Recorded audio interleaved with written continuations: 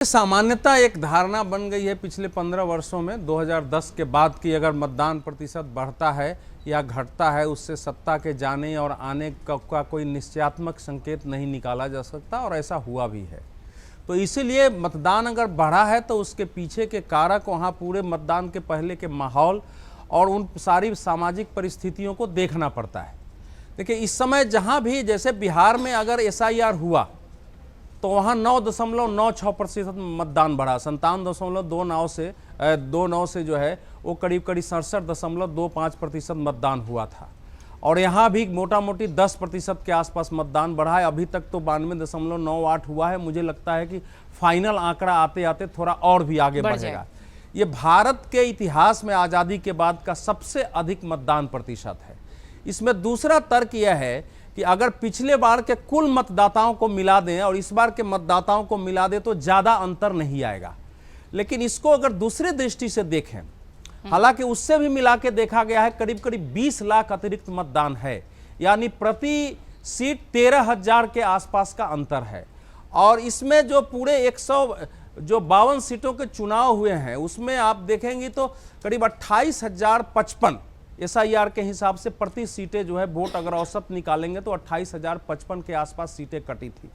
और इसमेम जो वृद्धि है वो औसत निकाल देंगे तो 13,000 की तब भी वृद्धि होती है।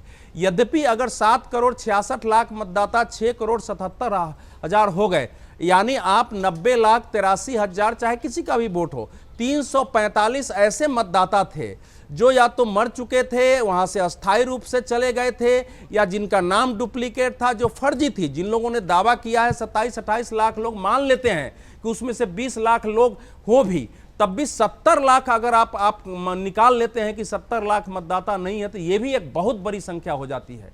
तो उतने लोगों का फर्जी मतदान अगर हो रहा था तो उसको हटा दें तो अगर 6,77,00,000 पर पिछले बार के आप 81% को निकाल लीजिए, फिर वो अंतर समझ में आएगा कि कितना बड़ा अंतर मतदान में आया है।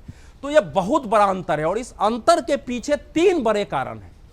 पहला कारण यह है कि 2021 में भारतीय जनता पार्टी अपने समर्थकों कार्यकर्ताओं के अंदर 2 विश्वास नहीं दिला सकी कि हम सत्ता में आ रहे हैं और आप मतदान करोगे, हम सत्ता में आए न आए आपकी सुरक्षा की पूरी गारंटी है। लोगों को लगता था कि अगर हमने मतदान किया, कहीं सत्ता में नहीं आए तो हमारा क्या होगा, परिवार का क्या होगा, क्योंकि उसके पहले का देख चुके थे 2019 और 18 के पंचायत चुनाव, 2000 में किस ढंग से पलायन हुआ था।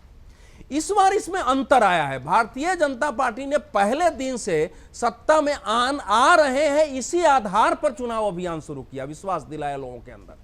दूसरा कि एकदम सुरक्षा व्यवस्था ऐसी हुई कि 2.25 लाख के आसपास अगर वहां सुरक्षा बल उतारे गए हैं, 2400 कंपनी तो केवल सेंट्रल फोर्सेस रही है पहले दौर के मतदान में।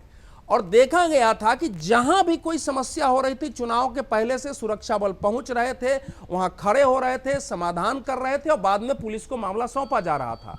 पुलिस पर दबाव था, पुलिस भी एक्शन ले रही थी।